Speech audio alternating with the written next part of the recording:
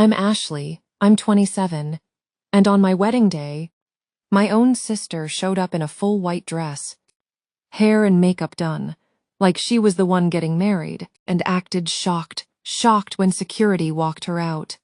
Grab a seat, y'all. This one's a lot. So real quick, some backstory, because you need to understand my sister Kayla, to understand why this wasn't even a little bit surprising once it happened. Kayla's 2 years older than me, and growing up she was always the main character of our family. If you know what I mean? Not in a fun way. Every milestone I had somehow became about her. My high school graduation party turned into a whole conversation about her breakup. My college acceptance dinner got hijacked because she announced she was thinking about possibly going back to school too. Even though she never did, it's always been like this. Subtle, constant, exhausting. When I got engaged to my now husband Marcus, Kayla was, on the surface, thrilled for me. Congratulated me at family dinner. Cried a little, the whole bit. I actually let myself believe, for one hot second, that maybe this time would be different. It was not different. The first red flag came about 2 months into planning. I asked Kayla to be a bridesmaid. Obviously, she's my sister. She said yes immediately. Then somehow, within like a week, started asking questions that felt less like bridesmaid questions and more like co-bride questions. What color would look best on her for photos? Whether she could maybe do a small toast, even though that was technically the maid of honor's job, which was my best friend Priya's role, not hers. She even asked, and I remember this word for word, if it would be too much for her to wear a soft ivory dress to the reception, because it photographs so much better than plain white. I said no, politely but clearly. No ivory, no toast, no exceptions. She backed off, or so I thought, and honestly the next few months were quiet enough that I let my guard down.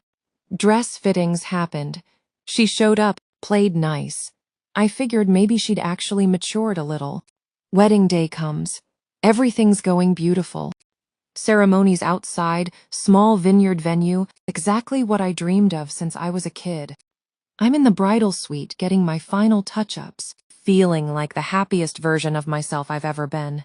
Then my mother-in-law comes in, face white as a sheet, and goes, "Ashley, sweetie, you need to see something." I walk out toward the ceremony space, and there's Kayla, in a floor-length, unmistakably white dress.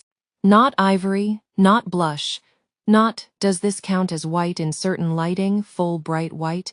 Practically identical in cut to my own gown, just a different designer. Hair curled and pinned exactly like mine, standing near the front of the aisle, greeting guests like she was hosting a meet and greet. I want you to understand, this woman looked like she'd walked straight out of my dress fitting. At first I actually thought maybe it was some kind of innocent, if wildly tone-deaf, coincidence. Nope, my cousin Danielle, bless her, pulled me aside and told me Kayla had specifically asked the photographer, and I quote, to make sure she gets some solo shots too, since she's basically part of the main event. She'd also apparently told 2 of my bridesmaids that she just felt like white was her color today and didn't see what the big deal would be. At this point, I had 2 options. Melt down 30 minutes before I'm supposed to walk down the aisle, or handle it the way I've apparently had to handle Kayla my entire life, calm, direct, and immediate. I found my dad, who was walking me down the aisle, and my venue coordinator, and I laid it out plain and simple. Kayla does not walk down that aisle in that dress. And honestly, at this point, I want her gone. Not making a scene, gone, just gone, escorted out quietly before the ceremony starts. My dad, love him forever, didn't even hesitate. He said, "Absolutely. This is your day." The venue coordinator, who I will be recommending to literally everyone I know for the rest of my life, handled it with total professionalism. She and one of the venue's event staff approached Kayla calmly, off to the side, away from most of the guests, and let her know she wasn't able to be part of the ceremony dressed the way she was, and that a car had been arranged to take her home. Kayla, of course, did not go quietly. She raised her voice, asked if this was really happening, said I was embarrassing her in front of everyone.